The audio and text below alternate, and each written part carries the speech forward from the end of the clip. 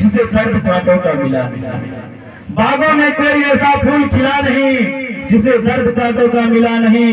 वो जिंदगी जीने में मजा क्या जिसमें कभी सुख दुख मिला नहीं, जिसमें कभी सुख दुख मिला नहीं। कहते हैं खुद की सांसों में खुद को ढालते रहना, खुद की सांसों में खुद को ढालते रहना, कुआं समझकर समंदर खंगालते रहना। न जाने कब खुशियों की दौड़ आ जाए, न जाने कब खुशियों की दौड़ आ जाए। हर एक गम को सदा हंस के टालते रहना, हर एक गम को सदा हंस के टालते रहना। वास्तव में हर एक मानव जीवन में सुख के साथ दुख झेलना ही पड़ता है, चाहे वो साधारण मानव हो या फिर मर्यादा पुरुषोत्तम श्री राम।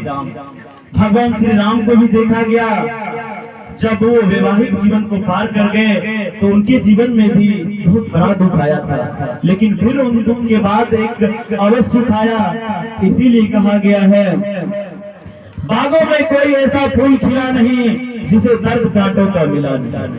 बागों में कोई ऐसा फूल खिला नहीं जिसे दर्द कांटों का मिला नहीं। वो जिंदगी जीवन में क्या मजा जिसमें कभी सुख दुख मिला नहीं, जिसमें कभी सुख दुख मिला। अब मैं अपने वाणी को ज्यादा विस्तृत नहीं करना चाहूंगा, समय सीमा को देखते हुए। रात्रि भी बहुत अधिक हो चुकी है, कहने के लिए तो अभी बहुत कुछ बाकी है, अभी बहुत रात भी बाकी है, लेकिन बहुत कार्यक्रम भी बाकी है, तो मैं अपने वाणी को विस्तृत ज्यादा नहीं करना चाहूंगा।